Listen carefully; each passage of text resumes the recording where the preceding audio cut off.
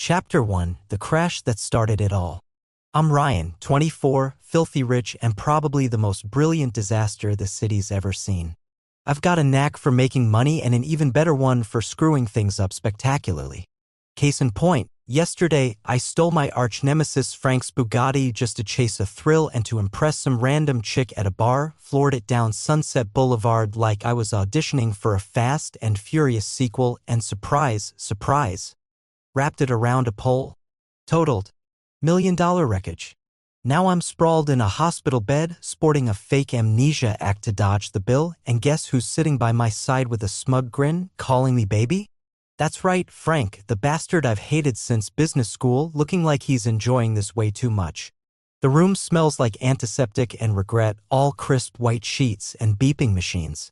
My head's pounding, but I'm pretty sure it's less from the crash and more from the sight of Frank leaning back in the chair beside me, arms crossed, his navy suit jacket slung over the armrest.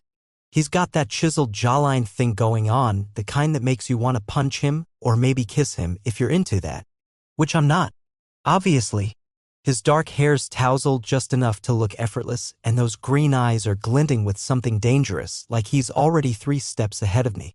Morning, sunshine, he drawls, voice low and teasing. Sleep well after your little joyride?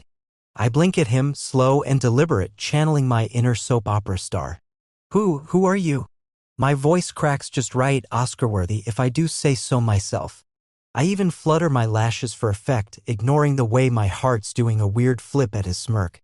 Frank's grin widens and he leans forward, elbows on his knees, close enough that I catch a whiff of his cologne, something spicy and expensive that makes my traitor brain short-circuit for half a second. Oh, sweetheart, he says, voice dripping with mock concern, don't tell me you've forgotten me already. I'm your boyfriend, remember? Frank? The guy you've been head over heels for. My stomach lurches. Boyfriend? What the hell is he playing at? I narrow my eyes, but his expression's unreadable, equal parts amusement and something darker, like he's daring me to call his bluff. I want to. But then I remember the Bugatti, crumpled metal, shattered glass, a repair bill that'd make even my trust fund weep, and I decide to roll with it. If he's gonna play this game, I can play dirtier. Boyfriend? I echo, tilting my head against the pillow, letting my voice go soft and confused. I don't remember. Everything's so fuzzy. I press a hand to my forehead, wincing for dramatic flair. Inside, I'm cackling. Let's see how long he keeps this up before he cracks. Frank's eyes flicker, and for a split second, I think he's onto me. But then he reaches out, his fingers brushing my wrist, warm, firm, sending a jolt up my arm that I absolutely did not ask for. Don't worry, babe, he murmurs, his thumb grazing my pulse point. I'll take good care of you. Doctor says you need rest, and I'm not letting you out of my sight. I freeze, caught between wanting to yank my hand back and letting it linger just to see where this goes. His touch is electric, and I hate how it makes my skin prickle, how my breath hitches before I can stop it. You're awfully dedicated, I manage, forcing a weak smile. Guess I'm lucky to have you. Lucky doesn't even cover it, he says, leaning closer, his voice dropping to a husky whisper. You've got no idea how much I've missed you. His gaze locks on mine, intense and unblinking, and I swear the air in the sterile little room thickens, heavy with something I can't name. Sexual tension? Nah, that's ridiculous. This is Frank who's sabotaged my deals, mocked my pitches, and once accidentally spilled red wine on my favorite Tom Ford suit at a gala. He's the enemy. Always has been. Except right now, with his face inches from mine, those lips curling into a smirk that's equal parts infuriating and okay, fine, hot as hell, I'm not so sure. My mouth goes dry and I scramble for a comeback. Missed me? That's sweet. Did I, miss you too? Oh, every day, he says, all smooth confidence, and then he winks. My brain flatlines. Before I can recover, the door swings open and a nurse bustles in, petite, blonde, clutching a clipboard like it's a shield. Good to see you awake, Mr. Carter, she chirps, glancing between us.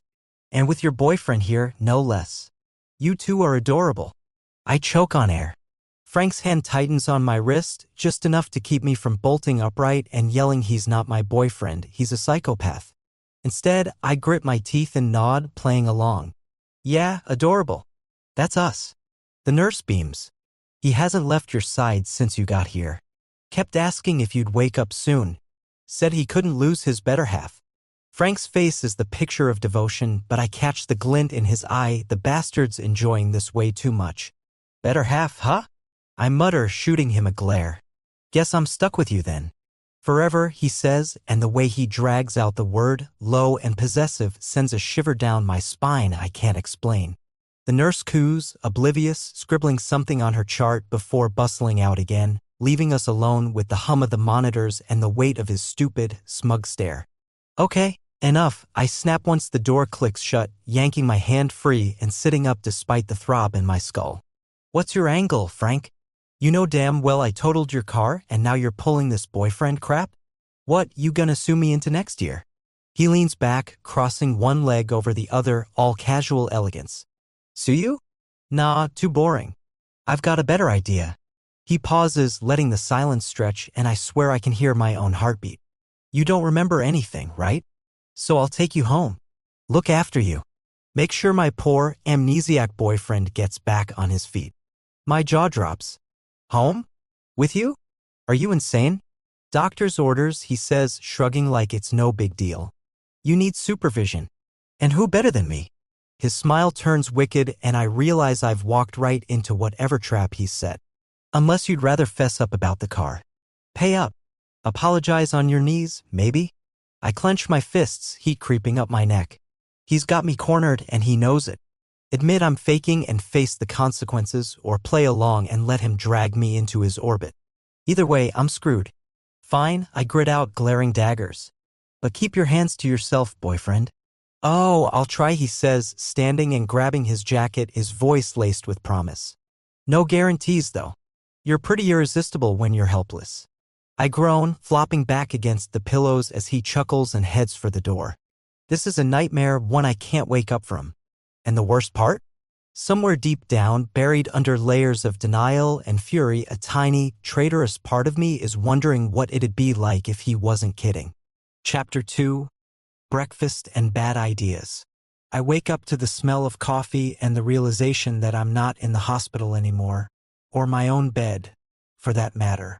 The sheets are silk, cool against my skin, and the room's bathed in soft morning light filtering through floor-to-ceiling windows.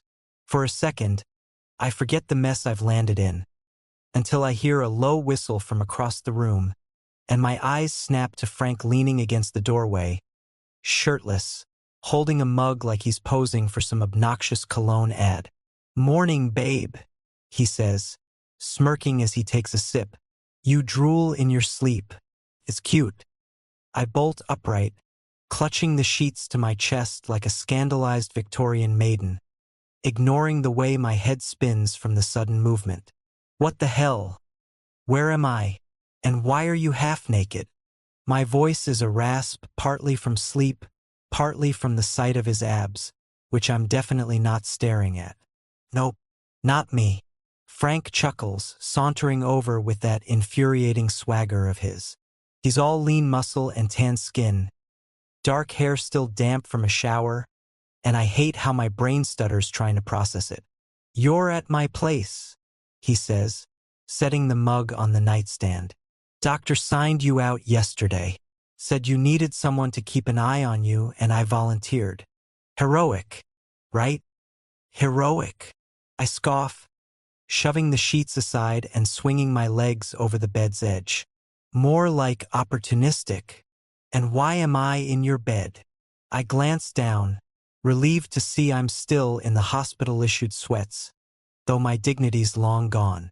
He shrugs, leaning against the bedpost, close enough that I can feel the heat radiating off him.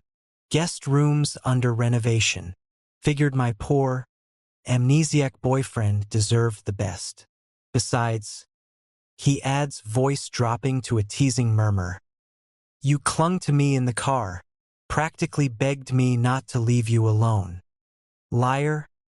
I snap, but my cheeks burn because I vaguely remember slumping against him in the back seat, woozy from painkillers.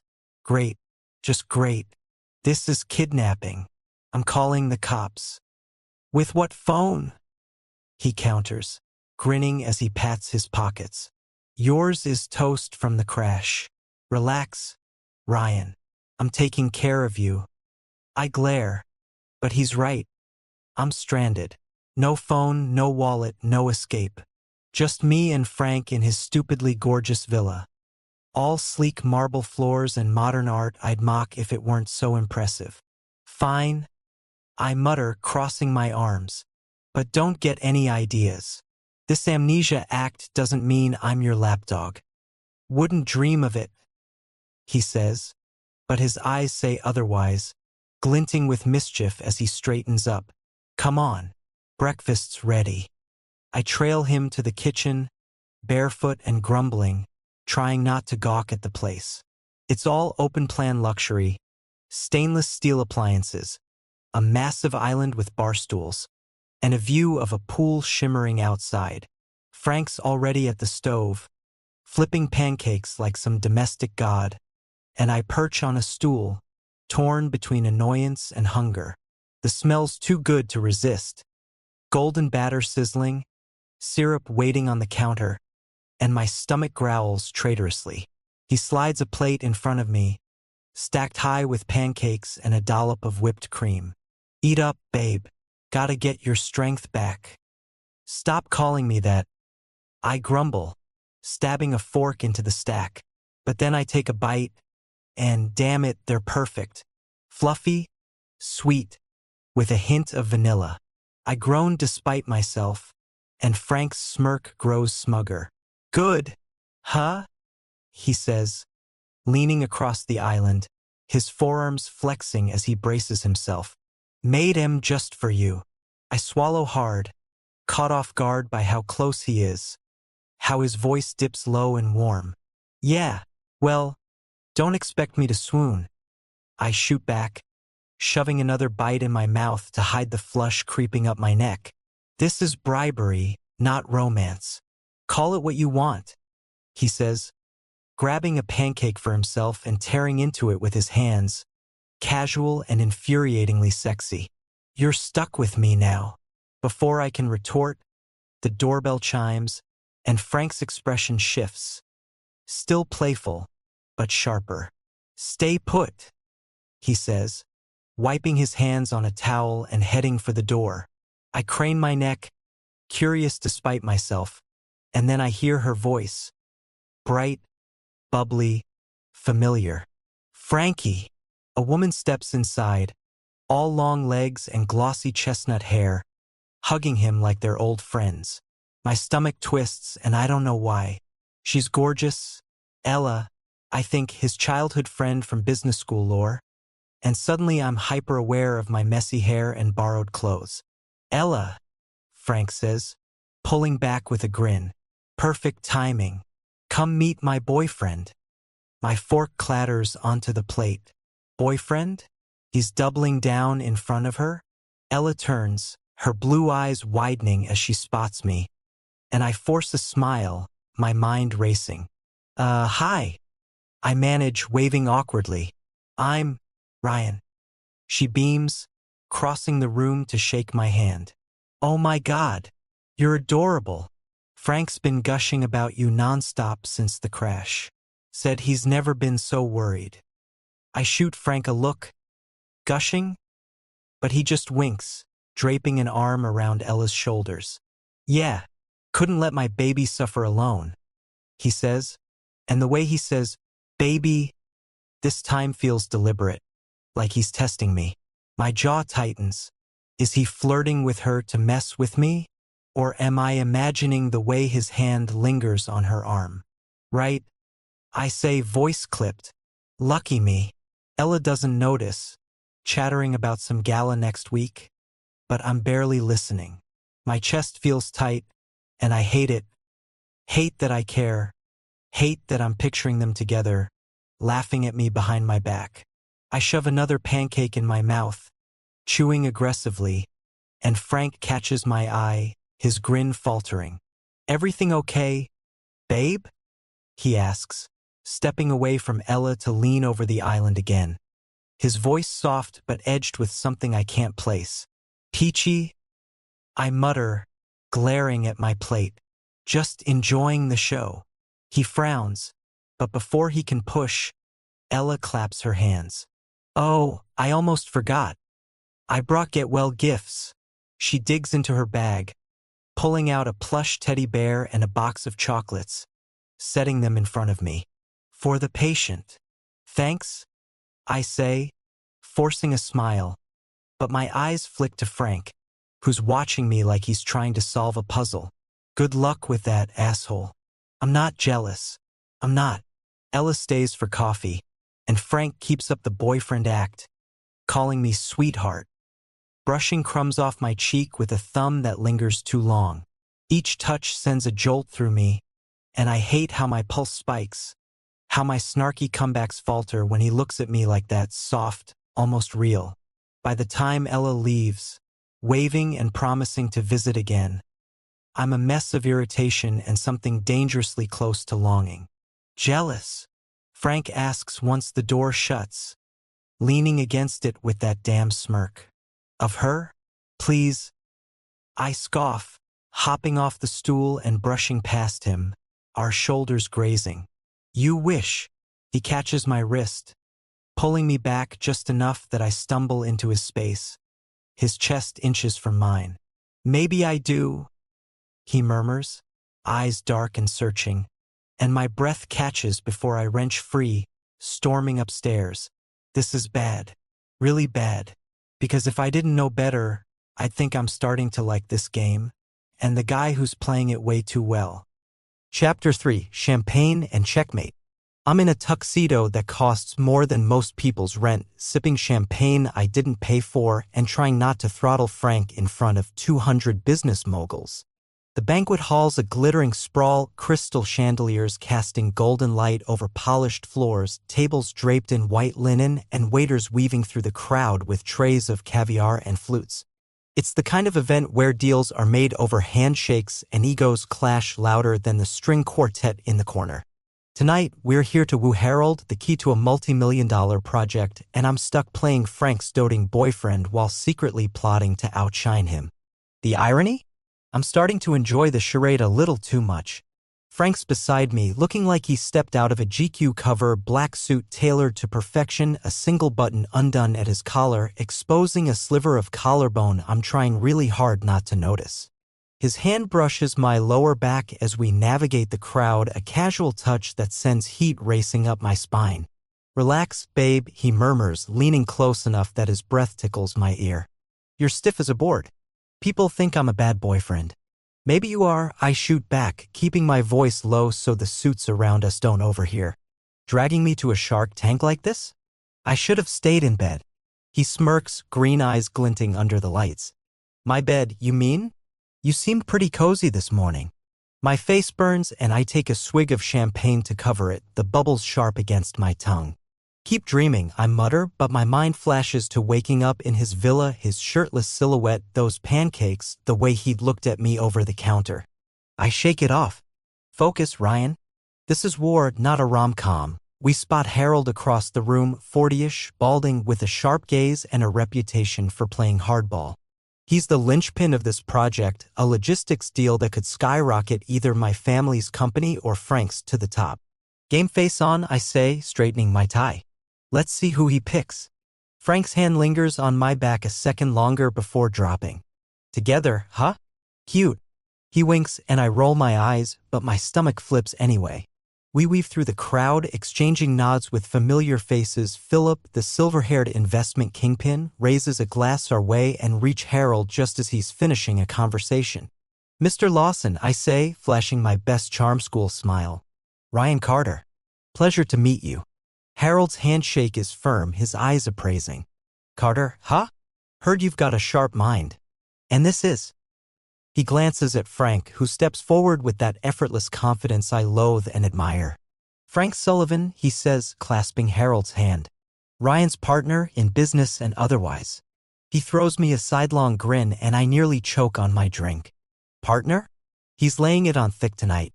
Harold raises an eyebrow, amused. A power couple, eh? Interesting. Tell me about your pitch. I launch in, detailing logistics efficiencies and profit margins, my voice steady despite the way Frank's arm brushes mine as he nods along. He jumps in seamlessly, adding tech integration angles I hadn't considered, and damn it, we're good together. Too good. The crowd fades and it's just us, trading ideas like a well-oiled machine, Harold nodding thoughtfully. For a moment, I forget we're rivals. It feels right. That is, until Michael slinks over, all sharp cheekbones and sharper malice. My old college senior, the guy who's hated me since I outdid him in a debate seminar and apparently still does. He's in a sleek gray suit, a glass of red wine in hand, and his smile's a blade. Ryan, he drawls, voice dripping venom. Heard about your little crash. Lost your memory, huh? Convenient. My gut tightens. Michael, I say, keeping my tone light.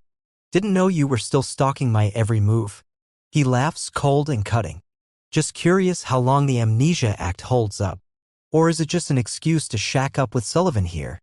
He nods at Frank, who stiffens beside me. Careful, Frank says, his voice low, dangerous. You're talking about my boyfriend. Michael smirks, undeterred. Boyfriend? Funny, I heard Ella's been cozying up to you lately. Didn't peg you for a two-timer, Frank.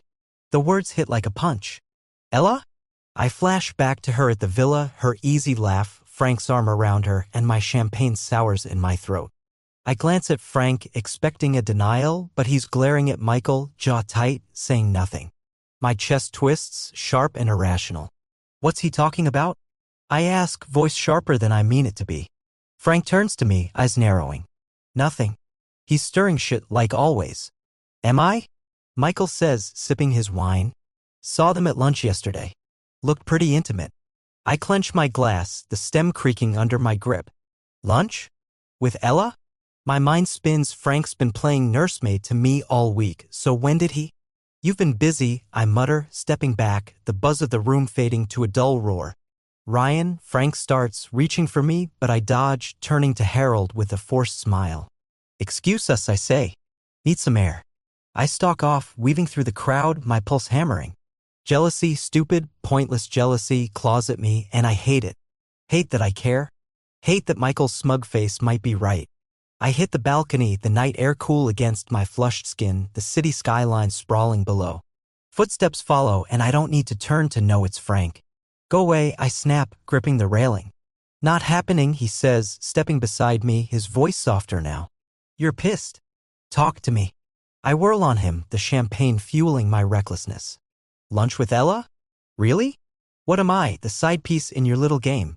His eyes flash, and before I can blink, he's got me backed against the wall, hands braced on either side of me, caging me in. My breath catches, his cologne flooding my senses, woodsy, warm, dizzying. You're an idiot, he growls, face inches from mine. Ella's a friend. That's it. I was meeting her to plan your damn recovery party. I blink, heat and confusion warring in my chest. Recovery party? Yeah, he says, softer now, his gaze dropping to my lips and back up. For you. Because Christ, Ryan, you think I'd waste my time on anyone else when I'm stuck on you. My heart stumbles. Stuck on me? The words hang there, heavy, and I can't tell if he's acting or, oh God, what if he's not? His breath brushes my cheek and the tension crackles, electric, unbearable. Prove it, I whisper, half challenging, half pleading. He leans closer, so close I feel the heat of his mouth, but then he pulls back, smirking. Not here, he says, stepping away, leaving me breathless and reeling. Let's win Harold first. Then we'll talk. I groan, slumping against the wall as he saunters back inside, all swagger and secrets. He's impossible. Infuriating. And I'm in deeper than I'll ever admit, especially to him. Chapter 4. One bed, too many feelings. I'm standing in a hotel room that's all sleek minimalism. Cream walls, a king-sized bed with crisp linens, and a view of the city lights twinkling through the window, and I'm pretty sure I'm about to lose my mind. Frank's beside me, duffel bag slung over his shoulder, looking way too calm for a guy who just found out the front desk screwed up our reservation. One room, one bed, two idiots pretending to be boyfriends, and I'm not sure how much longer I can keep pretending the flutter in my chest is just indigestion. Cozy, Frank says. tossing his bag onto the armchair and kicking off his shoes like he owns the place. His voice is light, teasing, but his eyes flick to me, watching my reaction. Guess we're sharing tonight. I drop my own bag, crossing my arms to hide the way my hands shake. This is your fault? I mutter, glaring at the bed like it's personally offended me. You booked this trip. Couldn't spring for 2 rooms? He shrugs, unbuttoning his jacket and draping it over a chair, revealing a white shirt that hugs his frame just right. Budget cuts, he says, smirking. Besides, thought you'd enjoy the closeness. Builds trust, right, babe? Stop calling me that. I snap, but it's weaker than usual, and he knows it. We're here to pitch to Philip, the investment titan who could tip the Herald deal in our favor, and after the banquet fiasco, Michael's taunts, that balcony moment, I'm still rattled. Frank's been different since then, softer somehow, and it's messing with my head. I flop onto the bed, claiming the left side, and stretch out, trying to act unbothered. The mattress is firm, the pillows plush, and I catch a faint whiff of lavender from the sheets. Fine, I say, propping myself on an elbow to glare at him. But stay on your side. I don't cuddle. Frank laughs, low and warm, and starts unbuttoning his shirt. My mouth goes dry as he peels it off, revealing toned arms and a chest I've seen before but somehow forgot how to ignore. No promises, he says, tossing the shirt aside and heading for the bathroom. Gonna shower. Don't miss me too much. The door clicks shut, and I bury my face in a pillow, groaning. This trip's a disaster already, and we haven't even met Philip yet. I hear the water start, and my brain, traitor that it is, conjures images of steam and slick skin I have no business imagining. Get it together, Ryan? I mutter, rolling onto my back and staring at the ceiling. He's Frank, my rival, the guy who's probably laughing at me right now. By the time he's out, towel slung low on his hips, I've changed into sweats and a t-shirt, sitting cross-legged on the bed with my laptop, pretending to review pitch notes. I don't look up, but I feel him.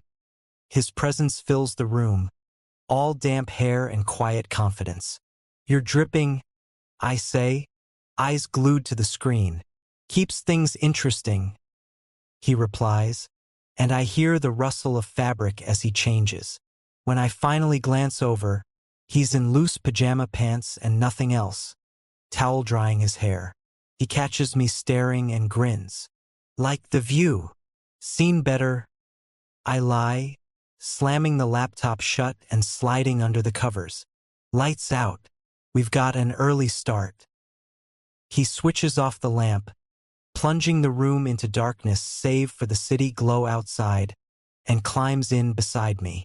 The bed dips under his weight, and I scoot as far to the edge as possible, clutching the blanket like a lifeline. Silence stretches, thick and heavy, and I'm hyper-aware of every breath, every shift of the mattress. Ryan, he says after a while, his voice soft, cutting through the quiet. You awake? No. I mumble, but my heart's racing, betraying me. He shifts, and I feel the heat of him closer now, his arm brushing mine under the sheets. About the banquet, he starts, hesitant. I meant what I said. On the balcony. I freeze, my pulse hammering. Which part? The part where you almost kissed me and bailed? He chuckles, low and rueful.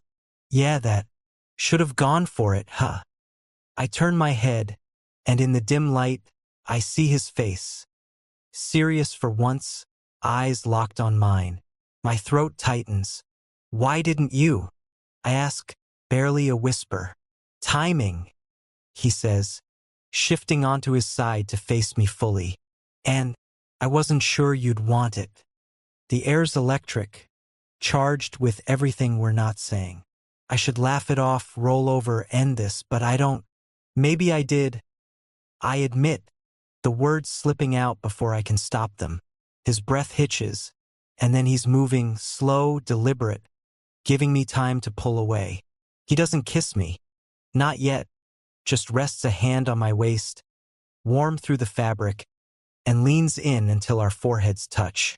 "Tell me to stop," he murmurs, voice rough. I don't. Instead, I close the gap, my hand finding his chest, feeling his heartbeat under my palm. It's not a kiss. It's a collision, lips brushing, tentative and desperate all at once. He groans softly, pulling me closer, and the world narrows to this. The heat of his mouth, the way he tastes like mint and something deeper, something I've wanted longer than I'll admit. We break apart, breathless, and I'm dizzy, reeling. This doesn't mean anything. I pant, clinging to denial. "Sure," he says, smirking against my jaw as he presses a kiss there, then another along my neck. "Whatever you say, babe." Sleep's a lost cause after that. We talk instead, quiet, halting confessions spilling out in the dark. He tells me about business school, how he'd watch me in class, hating how good I was, wanting me anyway. I admit I'd sabotage his projects just to see him lose that cool facade. It's raw, real, and by the time dawn creeps in, I'm tangled in his arms, half asleep, wondering how I got here. The morning's a blur, room service coffee, a pitch to Philip that goes better than expected, but Michael's shadow looms. He's here too, lurking in the lobby when we head down, his smirk sharp as ever. "Sleeping with the enemy now, Ryan?" he calls, loud enough to turn heads. Guess the amnesia's selective. Frank tenses beside me, but I grab his arm, pulling him toward the elevator. "Ignore him," I mutter, though my stomach churns. Michael's not wrong. I'm in too deep, and he knows it. Back in the room, packing to leave, Frank corners me against the dresser, hands on my hips. "He's trying to get under your skin," he says, voice firm. "Don't let him." Too late, I admit, meeting his gaze. "But you're here. That's something." He smiles, soft and unguarded, and kisses me again. Slow, sure, like a promise. "Damn right I am," he whispers, and for once, I believe him. Chapter 5, Shots and Showdowns. The wine bar's a pulsing mess of neon lights and too loud music, all darkwood and leather booths packed with after-work suits and giggling 20-somethings. I'm 3 tequila shots deep, the burn in my throat matching the chaos in my head, and Frank's across the table nursing a whiskey, watching me like I'm a bomb about to blow. Maybe I am.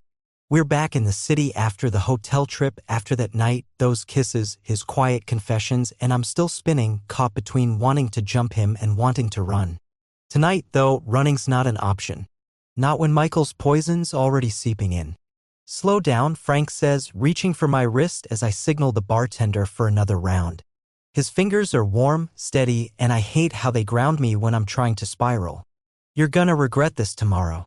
Regret's my middle name, I slur, pulling free and flashing a grin that's all teeth. The bar's a blur, glasses clinking, laughter echoing, the air thick with sweat and perfume. My tie's loose, shirt unbuttoned at the collar, and I feel reckless, untethered. Besides, we're celebrating, right? Philip's in. Project's ours. Screw Michael. Frank's jaw tightens, but his eyes soften, green and piercing under the dim lights. "Yeah, we won. But you're a mess, babe." There's that word again, babe, and it hits different now, post-hotel, post-everything. I lean forward, elbows on the sticky table, close enough to smell his cologne over the booze. "You like me messy," I say, voice low, daring him. "Admit it." He smirks, leaning in too, until we're inches apart, the tension crackling like static. "Maybe I do," he murmurs, breath brushing my lips. "Doesn't mean I'll let you trash yourself." I'm about to snap back, something witty, something sharp, when a shadow falls over us. I look up and there's Ella, all glossy hair and bright smile, sliding into the booth beside Frank like she belongs there. My stomach lurches, tequila sloshing in my gut. "Hey, boys," she chirps, oblivious to the storm brewing in me. "Heard the good news. Drinks on me?" Frank grins, slinging an arm around her shoulders, and I see red. Ella, perfect timing, he says, squeezing her lightly.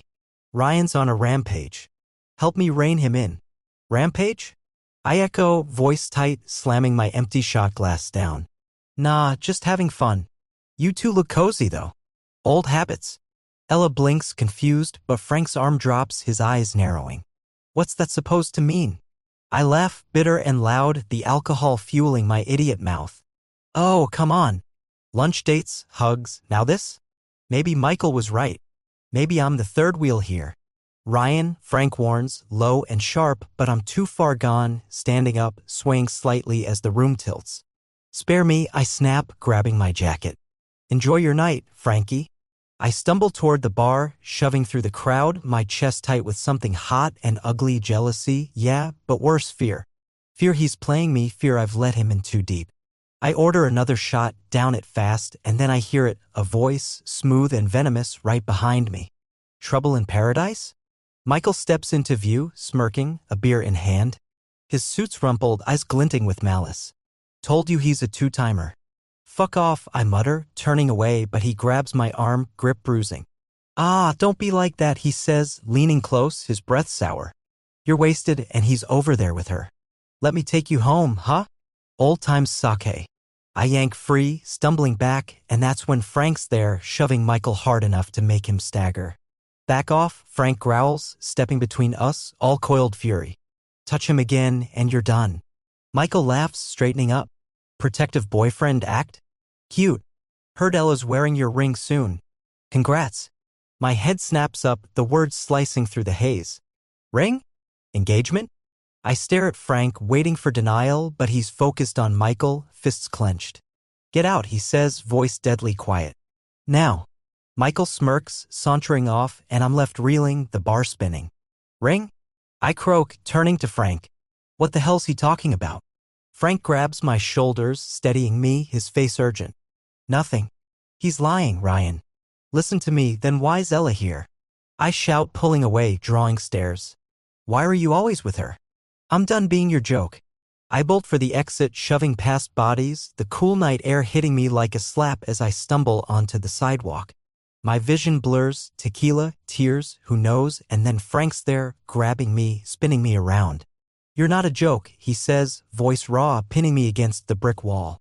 You're everything, you idiot. Before I can argue, he kisses me hard, desperate, tasting of whiskey and truth. I melt into it, hands fisting his shirt, anger and need crashing together. He pulls back, panting, eyes blazing. Ella's my friend. That's it. Michael's full of shit, there's no ring, no nothing. I'm in love with you, Ryan. Have been for years. My breath catches, the world tilting for a different reason now. You, what? Love you, he repeats, softer, brushing a thumb over my cheek. Since school. Since you stole my thunder and drove me crazy. I faked the boyfriend thing to keep you close, but it's real now. Too real. I stare at him, drunk and sober all at once, my heart pounding. You're an asshole, I whisper, but I'm smiling, shaky and stupid. I love you, too. He grins, relief flooding his face, and kisses me again, slower this time, sweet and searing. We're interrupted by a crash inside, Michael, drunk and raging, swinging at a bouncer who tosses him out. Frank pulls me close, protective, and I laugh, dizzy with it all. Let's go home, he says against my ear, and I nod, clinging to him as we stumble into the night, messy, real, and finally ours. Chapter 6, Home is where the mess is. I'm sprawled on Frank's couch, the plush leather cool against my back, nursing a hangover that feels like a jackhammer in my skull.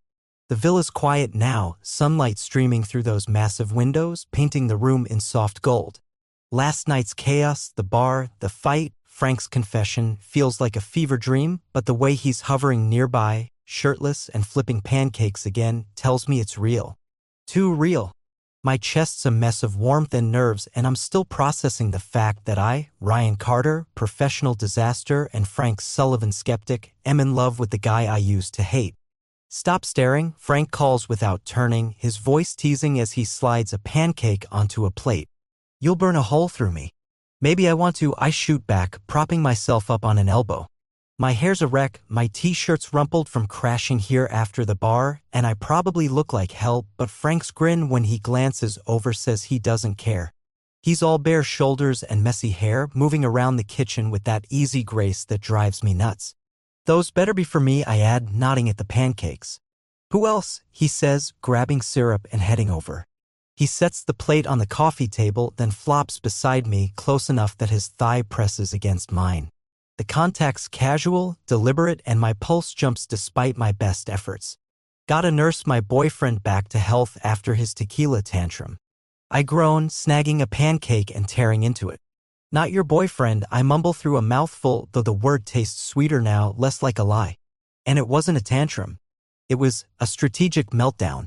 He laughs, deep and warm, leaning back and stretching an arm along the couch behind me. Strategic, huh? Looked more like you trying to pick a fight with me and Michael at the same time. Multitasking champ. Shut up, I mutter, but I'm smiling, shoving another bite in to hide it. The pancakes are perfect again, fluffy, golden, dripping with syrup, and I hate how he's so good at this, at everything. At us. You're the one who kissed me in front of half the city. That's on you. Worth it, he says, his hand dropping to my shoulder, thumb brushing my neck. The touch is light, but it sends a shiver down my spine, and I'm suddenly hyper-aware of how close we are, how the air's thick with leftover tension from last night. You're a mess, Ryan, but you're my mess. My throat tightens and I swallow hard, meeting his gaze. Those green eyes are soft now, unguarded, and it hits me all over again. He loves me. He's loved me for years. You're cheesy, I say, voice rough, deflecting because I don't know how to handle this yet. And I'm still mad about the car. He smirks, leaning closer. The Bugatti? Oh, babe, I've got plans for that. You're gonna make it up to me. I narrow my eyes, sensing a trap. Make it up how? Details later, he says, winking, and before I can argue, the doorbell chimes, sharp and intrusive. Frank groans, standing up. Hold that thought. I watch him pad to the door, all lean muscle and confidence, and my stomach does a stupid flip. I'm in deep, way deeper than I meant to be, and it's terrifying and thrilling all at once. He swings the door open, and there's Harold, briefcase in hand, looking crisp in a gray suit despite the early hour. Morning, Harold says, stepping inside. Heard you sealed the deal with Philip. Thought I'd drop by with the contracts. Frank grins, clapping him on the shoulder. Perfect timing. Ryan's just recovering from his victory lap. I wave from the couch, mouthful. Hey, Harold. Ignore the mess. That's just Frank. Harold chuckles, setting his briefcase on the island. You two are a team now, huh? Impressive pitch. Michael's out, word as he's scrambling after last night's stunt. Good riddance, I mutter, and Frank shoots me a look, half amusement, half pride. We spend the next hour hashing out details, signing papers, and by the time Harold leaves, the project's officially ours. It's a win, a big one, but my mind's elsewhere, stuck on Frank's make it up to me comment. He shuts the door, turning back with a grin that's pure trouble. So, he says, sauntering over and dropping beside me again, closer this time. About that car? I tense, setting the empty plate aside. What, you want cash? A kidney? Name your price. Nah, he says, voice dropping low as he leans in, his hand sliding to my knee. Something better. You owe me a date. A real one. No amnesia, no games, just us. My breath catches, heat creeping up my neck. A date, I echo, trying to sound skeptical, but my heart's hammering. That's your big revenge? Yep, he says, smirking, his fingers tracing lazy circles on my leg. Dinner, maybe a drive, my other car, not the totaled one. You in? I should say no, keep some shred of control, but his touch is unraveling me, and the way he's looking at me like I'm the only thing that matters makes resistance pointless. Fine, I say, leaning into his space, challenging. But I'm picking the place. And you're paying. Deal, he murmurs, and then he's kissing me slow, deep, tasting of syrup and promise. I melt into it, hands finding his hair, pulling him closer until we're tangled on the couch, a mess of limbs and muffled laughter. It's sweet, sloppy, and perfect, and I don't care about the hangover anymore. We pull back, breathless, and I'm grinning like an idiot. You're still an asshole, I say, resting my forehead against his. And you're still a brat, he replies, nipping my lip. Guess we're stuck with each other. Guess so, I admit, and for once, I don't fight it. But then a thought hits me and I pull back, narrowing my eyes. Wait, you're not still mad about the Bugatti, right? This isn't some long con to guilt-trip me? He laughs, loud and genuine, tugging me back down. Oh, I'm pissed. But I'll take it out on you later, in bed maybe. My face flames and I shove him, but he catches my wrists, pinning me playfully. Kidding, he says, then softer, mostly. We wrestle for a bit, laughing and trading jabs until we're sprawled out again, me half on top of him, his arms around me like they belong there. The villa's quiet again, just us and the hum of something new, something good. I fake the amnesia, I blurt, voice small. Thought you'd hate me for the car. I know, he says, brushing hair from my face. Figured it out day one. Didn't care. Just wanted you here. I blink, stunned, then laugh, burying my face in his chest. You're insane. For you? Yeah, he says, kissing my temple. Always have been. And that's it, the end of the chaos, the start of us. Messy, real, and better than I ever dreamed.